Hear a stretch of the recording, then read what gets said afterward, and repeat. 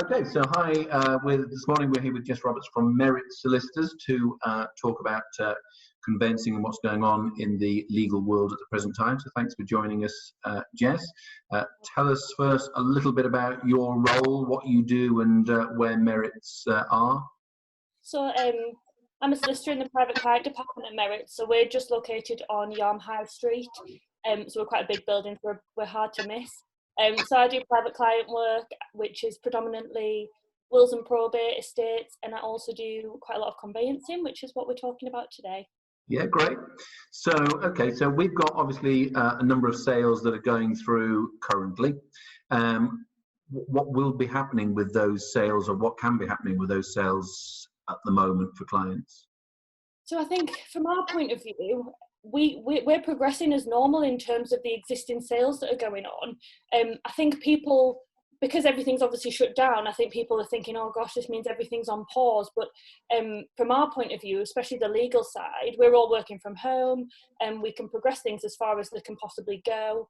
I know a lot of, we've had a few questions about local searches and whether buyers can still pay for those and still we can get them submitted, that's the case. A lot of councils are open, especially around here, so local searches can still be submitted, and to be honest, they're coming back in the usual timeframes at the moment, which I think surprises quite a lot of people.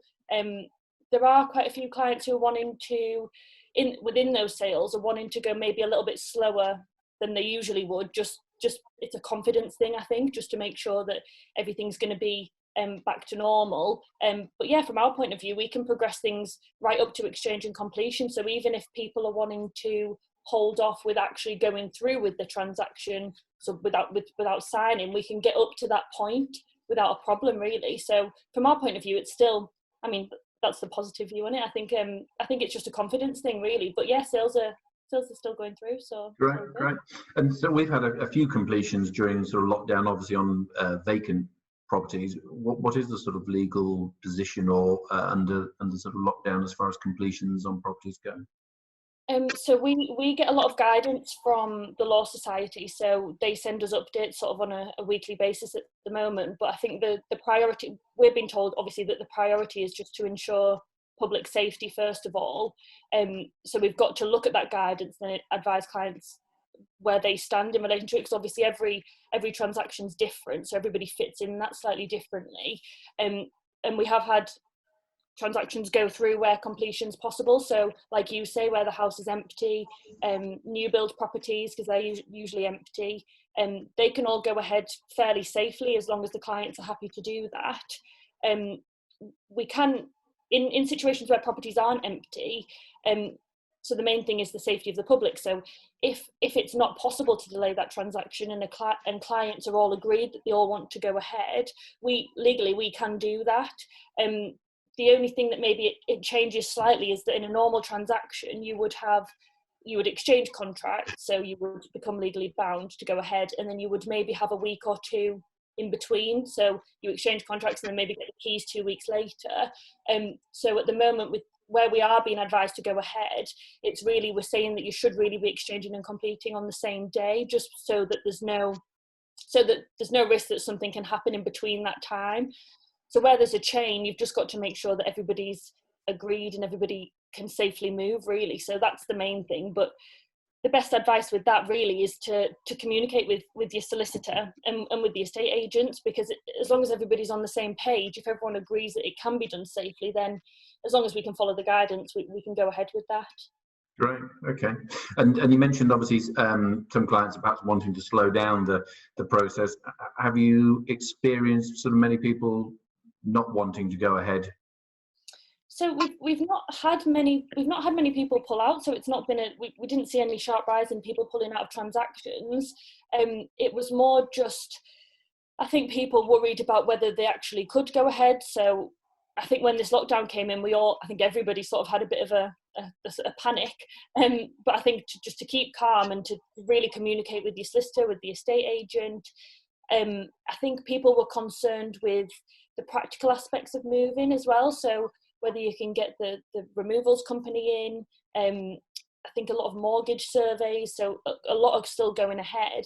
I think transactions where there's a a higher loan to value, it's meaning that the lenders are going to have to go out and do a physical survey. So it's people's concerns with that. But again, speak to your mortgage advisor, speak to the solicitor. They can communicate with your lender for you. So I think it's just nobody really knows what this lockdown means at the moment. Not what it means, but how it's going to affect us going forward. So I think it's just concerns with that. So people taking that initial step back to look at the transaction and to see how it's going to go ahead. But I think, yeah, just communicate with everybody, and then hopefully things can just go ahead as they were before.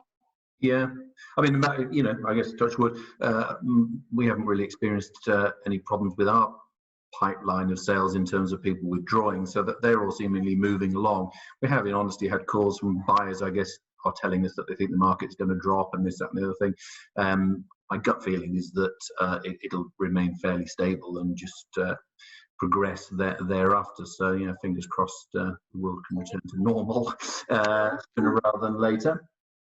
And what concerns have clients got during the sort of lockdown, or not necessarily just with conveyancing? Have they raised concerns about things with you in general?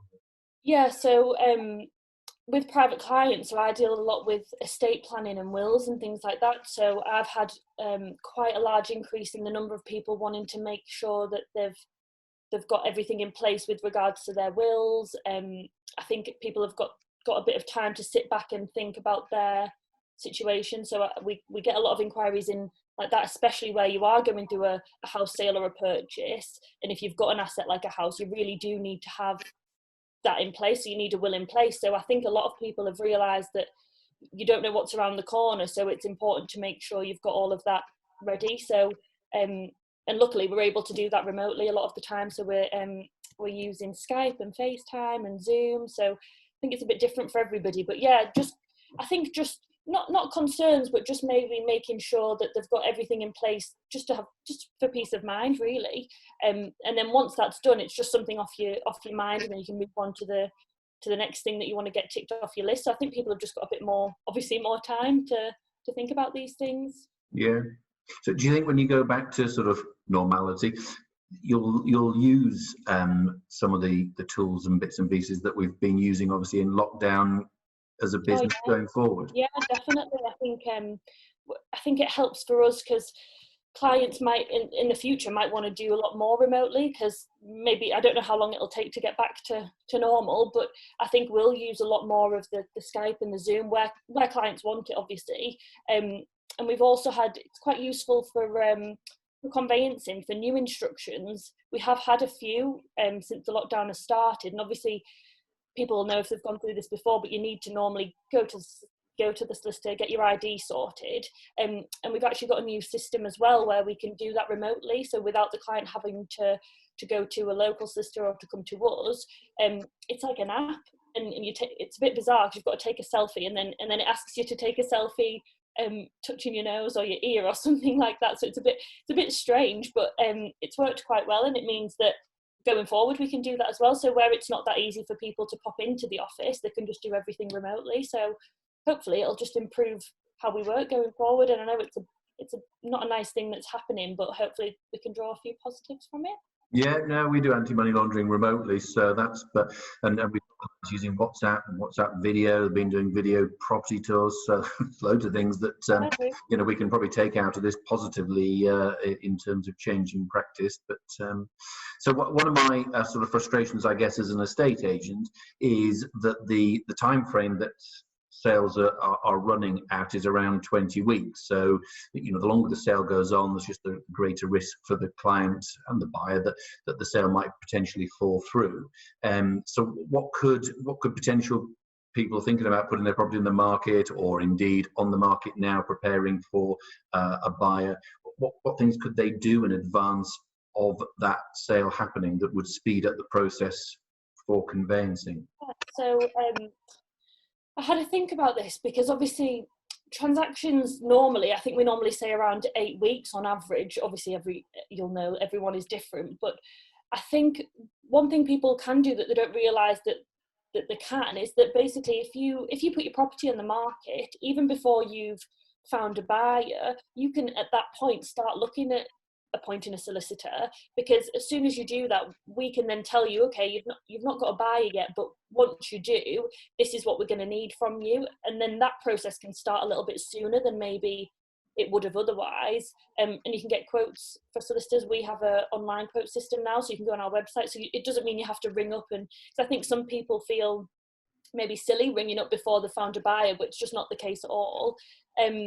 So yeah, and communication as well is key, finding out what the solicitor's going to need from you or the estate agents once you have found a buyer.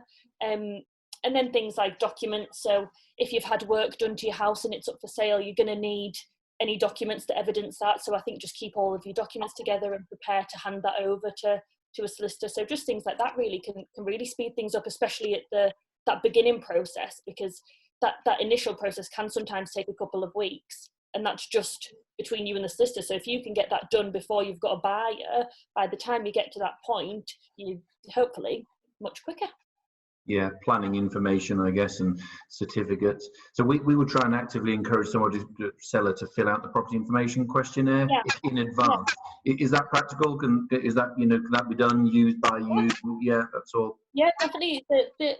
What I would say is if you are doing that, to fill it out and maybe just don't sign and date it, and then when you found a buyer, just double check it, make sure everything's still correct, and then sign and date it, and then because that form, I think it's about 16 pages, so it is quite a lot for people to wade through quickly, and some of the questions aren't the easiest. So yeah, definitely that's something that they could definitely start doing. Yeah, it is a bit of a scary form. I think people my experience is people sort of get the form, look at it, and then go stick it on the sort of kitchen side for a day or so, and it just gets delayed. So the more they can do in advance, the better. But that's great. Oh, well, it's been great to get some advice. I'm sure there might be other questions that will get raised. So if anyone does need to ask you questions or indeed instruct you to do anything, how can they get in contact with you? So our office is open, so you can, the website, all the details are on the website. So if you just go to the Merits Solicitors website, all of our pictures are there with our contact details and our email addresses. So either ring the office, email us. There's like an online inquiry form on there, so just whatever's easiest. Great. Well, we'll be sharing this on our Facebook page, and obviously we'll add your details if anyone wants to make contact. But thank you ever so much for updating us and answering the questions and giving us advice at this time. We'll speak soon. Thank you very much. Yes.